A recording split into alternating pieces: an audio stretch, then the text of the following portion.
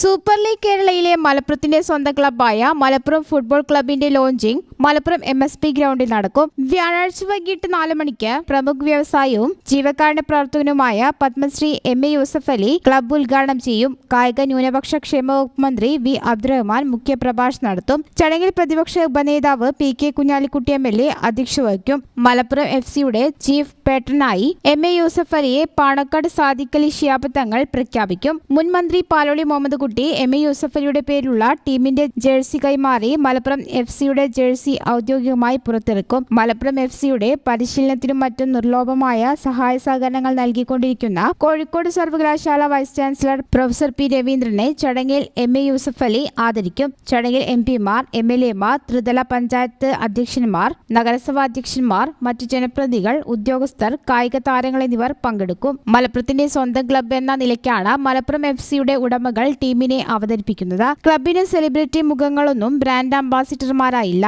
പകരം മലപ്പുറത്തെ ഓരോ ഫുട്ബോൾ പ്രേമിയാകും ടീമിന്റെ മുഖമെന്ന് ക്ലബ് പ്രൊമോട്ടേഴ്സ് വാർത്താസമ്മേളനത്തിൽ പറഞ്ഞു. വാർത്താസമ്മേളനത്തിൽ ജില്ലാ sports council president VP Anilkumar, club പ്രൊമോട്ടേഴ്സായ Ashiq Kainikkara, AP Shamsuddin, Jamshid P Lilly എന്നിവർ പങ്കെടുത്തു. News bureau, Malappuram. Qatar golden diamonds, Calicut road, Valanchery main road, Tanalur.